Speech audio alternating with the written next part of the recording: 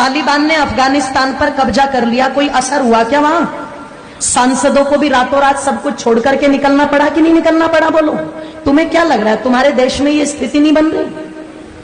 तुम्हारे बीच से अगर किसी एक बहन बेटी ने कोई बात टीवी डिबेट के ऊपर बोल दी और वो बोली है जो लिखा हुआ है, प्रमाण है, वो झूठ नहीं है, वो कोई अलग से निकाल करके नहीं बोली।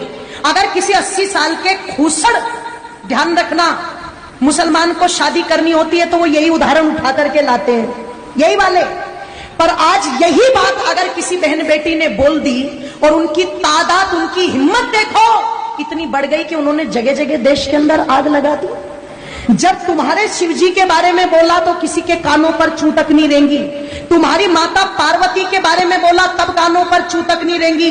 उन्होंने सीता को व्यभिचारिणी बता दिया तो तुम्हारे कानों पर चू तक नहीं रेंगी। सरेआम वो मौलवी बैठ करके टीवी डिबेट में हिंदू देवी देवताओं का अपमान करते रहे, किसी के कानों पर चू तक नहीं रेंगी। कोई भेड़िया नहीं निकल के आया, पर एक बात नुपुर शर्मा ने कह दी और सारे कुत्तों के झुंड निकल करके सड़कों पर आ गए। जरा सोच करके देखो, तुम्हें क्या लगता है ये षड्यंत्र नहीं है? तुम्हें क्या लगता है ये पहले से कोई योजना नहीं है? आप जाते हो इबादत करने के लिए और उधर से एकदम से इतने पत्थर तुम्हें कहां मिल जाते हैं कि पुलिस वालों को पीछे हटना पड़ता है, पर वो पत्थर खत्म नहीं होते। आपको क्या लगता है इसके पीछे कोई योजना नहीं है? और इसके पीछे कोई योजना नहीं है कि जो भाईचारे के गीत सुनाए जाते हैं वो सारे के सारे गीत हमारे लिए है, क्या वो उन पर गीत लागू नहीं होता?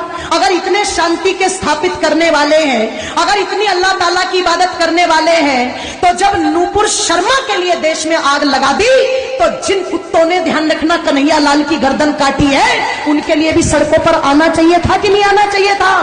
तब तो पता लगे कि ये भाईचारे का पाठ दोनों तरफ से चल रहा है। और तुम एक पक्ष को लेकर के आग लगा दो देश में और दूसरे पक्ष पर तुम दुदकारी मान करके बिल में घुस जाओ, इससे पता नहीं लगता। ध्यान रखना, इसलिए थोड़े से सचेत हो जाओ।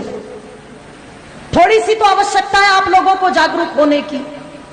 थोड़ा सा तो विचार और मंथन चिंतन माताओं तुम भी करो कि तुम कर क्या रही हो आज। एक एक तुम्हारा बेटा, उसे तुमने इतना फुसफुसिया बना दिया, इतना फुसफुसिया बना दिया कि वो 15 मिनट धूप में नहीं खड़ा हो सकता, वो 2 किलोमीटर पैदल नहीं चल सकता। वो इतना फुसफुसिया सुख सुविधाएं देकर के बना दिया, सपना सजा करके बैठे, हम तो इतनी संपत्ति जोड़ के देके जाएंगे, हम तो इतना बैंक बैलेंस जोड़ के देके जाएंगे, हम तो इतने बड़े बड़े मकान दे करके जाएंगे।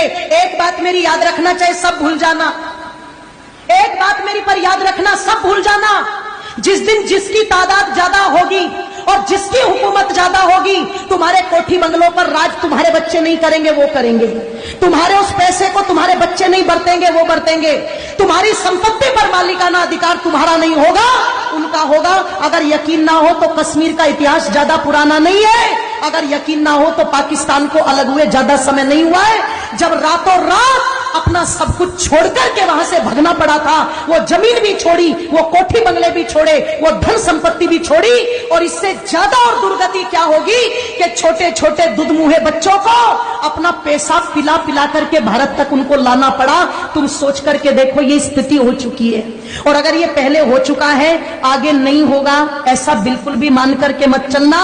क्योंकि जो कौम अपने भूले इतिहास से शिक्षा नहीं लेती, उस कौम के मिटने में कभी भी देर नहीं लगती।